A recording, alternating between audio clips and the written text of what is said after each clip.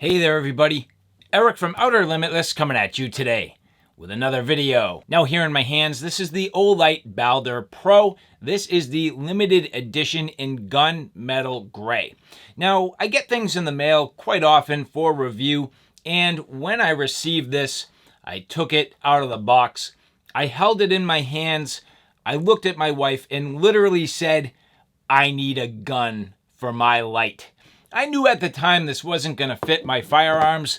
At the time, I had the SIG P365 Micro Compact and the 365 XL, which are in the compact range. And well, this is I would say large, mid-size, if not full-size firearm light, and well, putting it on a micro compact was going to be pretty ridiculous. So at the time, I knew I needed a bigger gun, and well, that's where this comes in, the Mossberg 590. This is the Thunder Ranch Edition. So I have now added the Baldr Pro into my sort of firearms lineup by adding it to my shotgun. And this light is really, really nice. Again, I mean, I'm telling you, when I saw this, I was like, well, I'm going to buy the $500 gun to add it to my $150 light. I was that serious about committing to this thing. But yeah, in this video, what we're going to do, we're going to take a look at this in detail. I'm going to get out to the range now. In full disclosure, I don't really have the ability to do sort of like dark light training at this point in time. I don't have a great place to perform those sort of tasks. But at the same time, I've definitely put this on the shotgun. I've practiced. This has a laser. This has a nice light output. So I've practiced a little bit in sort of daylight conditions, and I've definitely gained some impressions. So we'll get out to the range, we'll take a look at this in a little bit of detail, and then when we get back to the studio, I'm going to go through this in detail, but we're also going to talk about how to zero this. And yes, you can actually zero this. This has windage and elevation adjustments. But with that said, I have a whole bunch to do and a whole bunch to share with you. And if you're interested in seeing a little bit more about what I'm about to get into, do me a favor, stay tuned.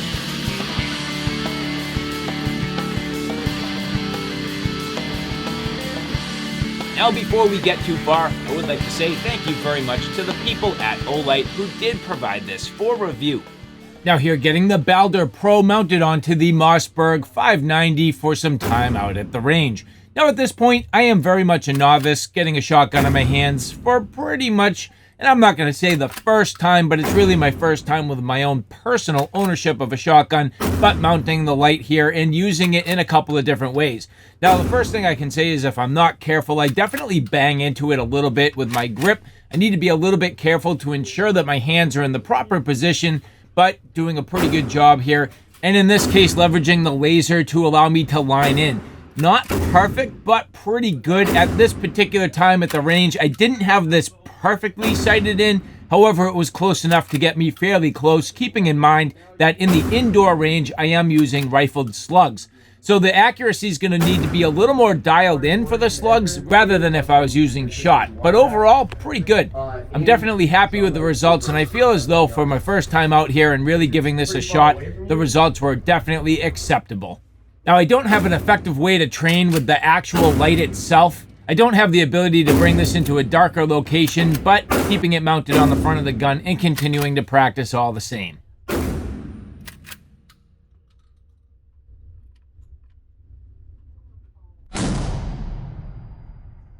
So now here, back in the studio, we're going to take a look at this Baldr Pro in detail. Now again, this is more towards that full-size weapon light, as you can see here. And just comparing it up against a mini style weapon light. So here, this is the Mark Mini from PowerTac. Now this PowerTac light I did cover in a prior video, but you can see here the Baldr Pro much larger. And so, well, you know, when I first got into it, I didn't really know that's quite how large this was going to be. And when I received it, that's why I knew. I was like, this is not going to go on my micro compact. I mean, not by a million miles. I mean, look at how large this light is. It would be so ridiculous.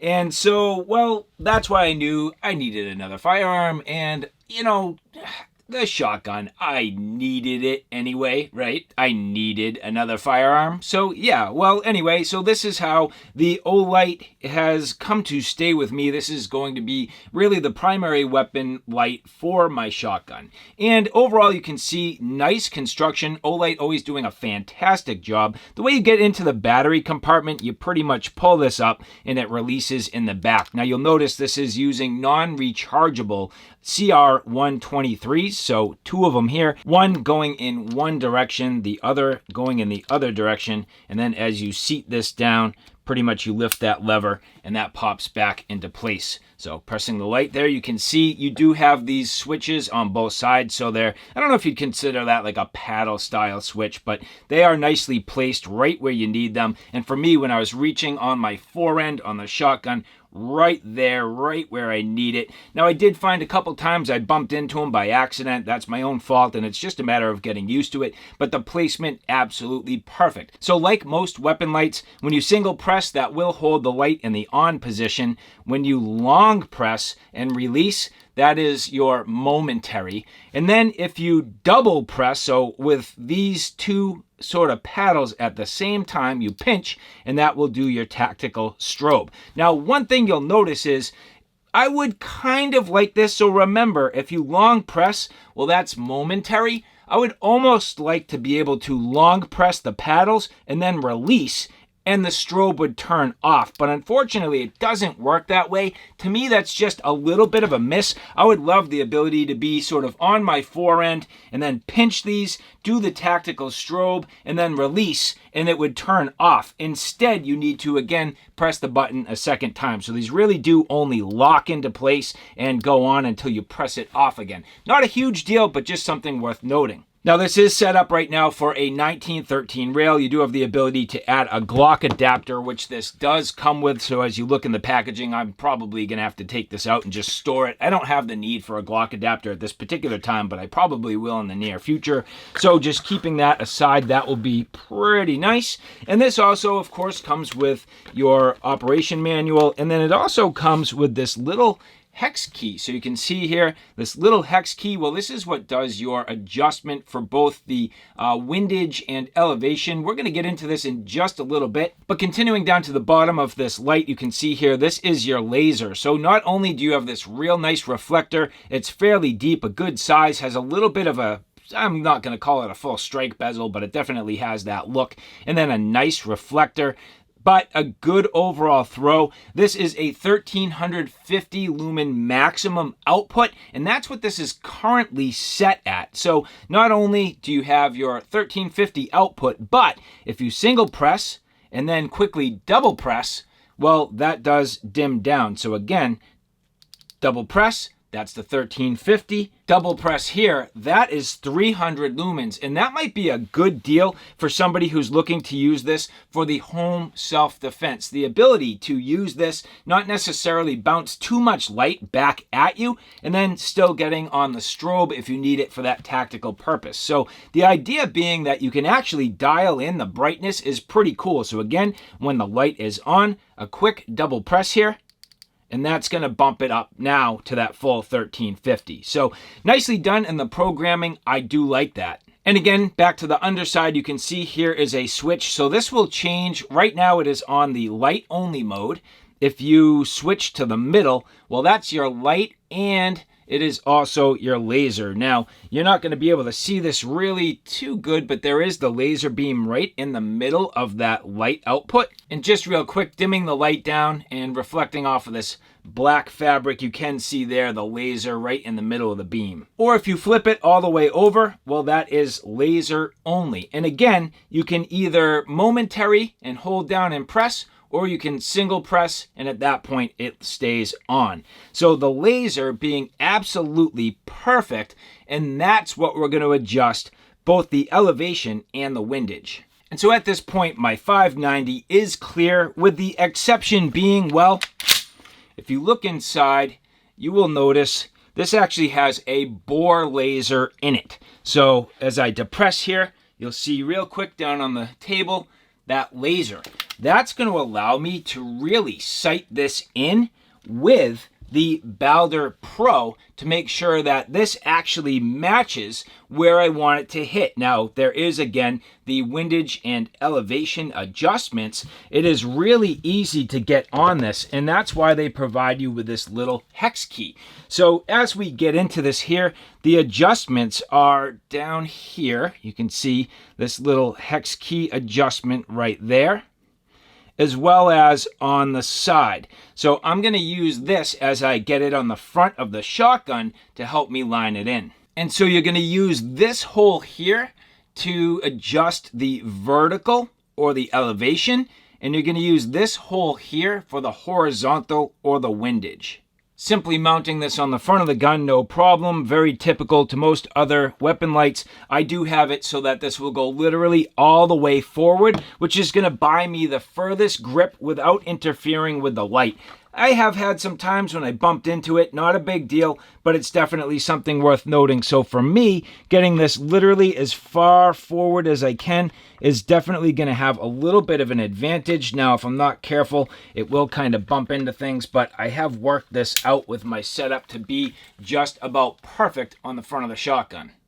So here you can see I am at 21 feet. I have the laser here sighting in on this target. Now keep in mind, not only do I have the green laser, but as I turn this off just briefly, sighting in on the target here, well, you can see there I also have a red laser.